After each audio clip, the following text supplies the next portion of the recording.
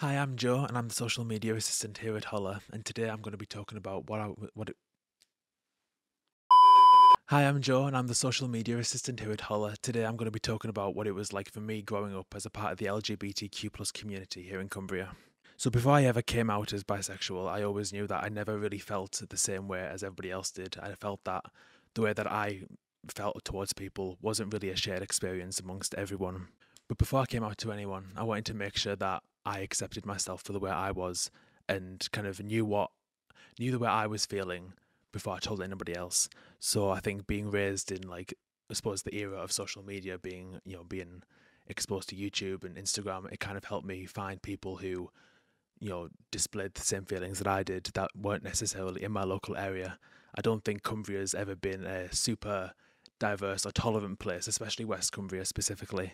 Um, I think I always think the more north you go in Carlisle, you might be a bit more tolerant, and maybe even Kendal. But the area that I'm at, it hasn't always been super representative of like bisexual people or gay people or trans people or anyone like that. Was there anyone you watched that was I mean, particularly that helped a you? lot of them are cancelled right now. So, Oh, good. Call the police.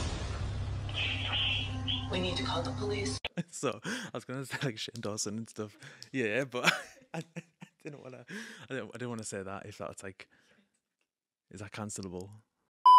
When I was younger, I watched a lot of Shane Dawson, and his coming out video kind of helped me discover what the term bisexual was.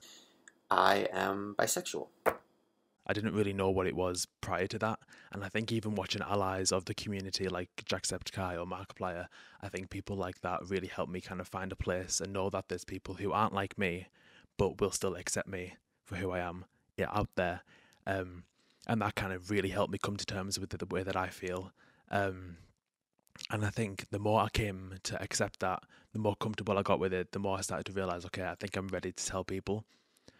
So when I started to tell my friends, when I started to tell my family, it's kind of helped me expand the people that I know who also feel the same way. I've built such a strong connection now, and I would say the majority of my friends also are part of the queer community. So it's really one of those things where, you're a sheep and you find other sheep to go with who are like similar to you.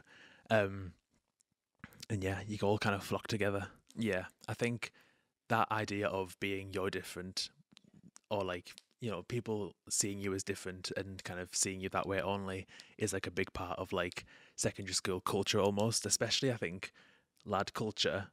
I know we've kind of touched on it before. It's one of those things where people will take a chance to see that and point it out and make a big thing of it. And I was lucky enough to kind of avoid a lot of that. But I know a lot of my friends who are also a part of the community haven't been so fortunate and have kind of had to come into contact with a lot of that. And don't get me wrong, I've definitely had my fair share of people say a couple of things, but it was more recently when I've kind of become much more strong in myself to be able to just go, who cares what they think? That doesn't bother me anymore. Um, and yeah, I think thing with me, I came out later in my like secondary school like life, I guess you could call it.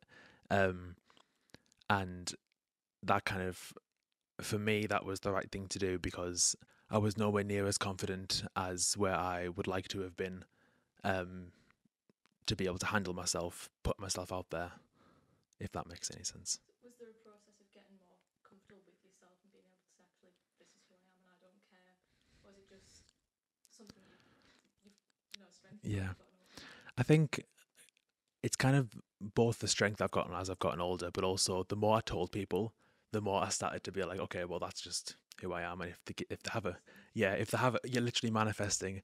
If they have a bad reaction to it, then that's their problem, not mine. That's their loss, you know. Have you seen the protester in Carlisle? Dale? Yes, yes, Do you think it is important for not just people in Cumbria, but for people outside and sort of in more tolerant areas to see that actually it's not a bigoted county, it just feels that way? yeah. I think, especially, I mean, like, it's a big thing for people to see that yes, progress is certainly being made, especially in an area like Cumbria, but also that's not to say that it's stopped completely because I don't want to like take away, because me sitting here and saying that I've never had to run into that many people with homophobic or biphobic views, that doesn't shouldn't invalidate somebody else who's experienced it every day, whether it's from family, friends, neighbours, whoever. Um, so I'm quite reluctant to say that it's like.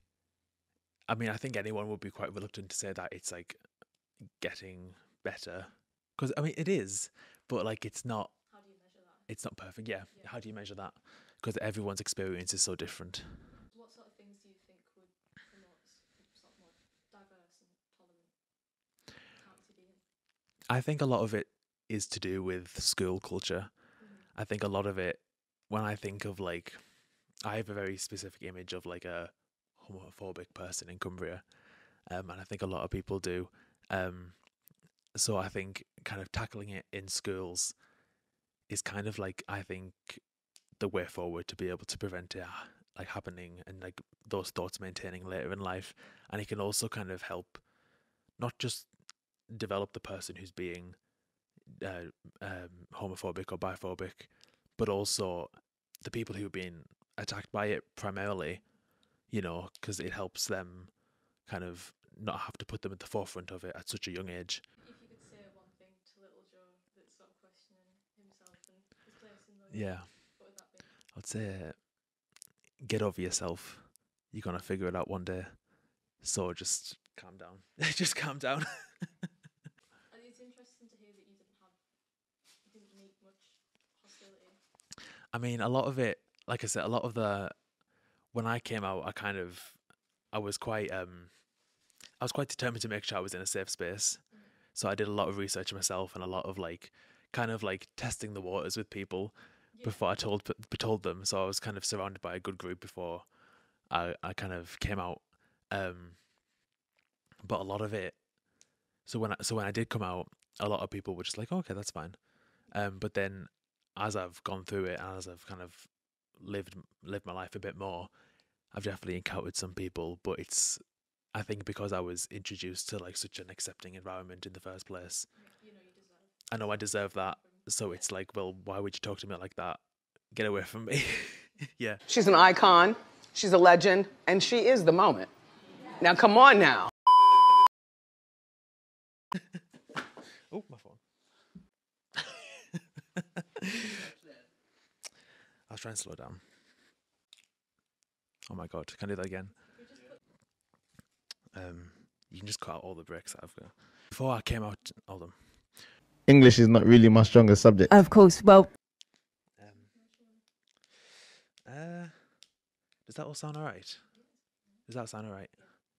It's not too like cheesy or anything, is it? I suppose it's supposed to be, but